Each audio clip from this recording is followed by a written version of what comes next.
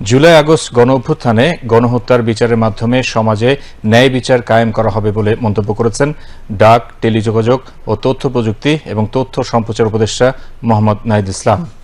তিনি আজ রাজধানীর সোহরাওয়ার্দী উদ্যানে আন্তর্জাতিক মানবাধিকার দিবস উপলক্ষে মায়ের ডাক সংগঠনের উদ্যোগে আয়োজিত সমাবেশে মন্তব্য করেন। তথ্য উপদেষ্টা বলেন, ফ্যাসিবাদী আওয়ামী সরকারের আমলে গুম, খুন ও নির্যাতনের বিচার নিশ্চিত করতে কাজ করছে সরকার। জুলাই আগস্টের ছাত্র জনতার আন্দোলনে নিহত আহতদের নিয়ে যারা মামলা বাণিজ্য করছে তাদের বিরুদ্ধে কঠোর ব্যবস্থা নেওয়া হবে বলেও জানান তিনি।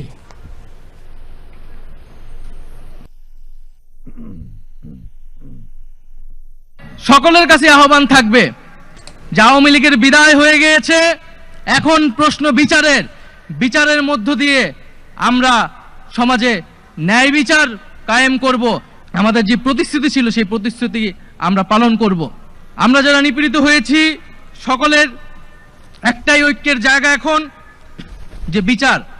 আমরা এই যে ফ্যাসিস্ট রাজনীতি হয়েছে, গণহত্যা হয়েছে, তার বিচারের জন্য আমরা কাজ করব। এবং আজকে এখানে যেহেতু বিভিন্ন রাজনৈতিক দলের নেতৃবৃন্দরা রয়েছেন, খুবই দুঃখের সাথে বলতে হচ্ছে এবং আপনাদের প্রতি আহ্বান থাকবে যে বিভিন্ন জায়গায় এই যে শহীদ পরিবারের করা মামলাগুলো, সেই মামলাগুলো নিয়ে মামলা বাণিজ্য হচ্ছে এবং এটি আমাদের খুবই দুঃখের বিষয়। আমাদের এই শহীদ পরিবারগুলো কিন্তু আমাদের আবেগের জায়গা এবং সেই মামলাগুলোকে নিয়ে যারা মামলা বাণিজ্য করছেন, আপনাদের প্রতি আহ্বান থাকবে আপনারা দলে কঠোর হবেন।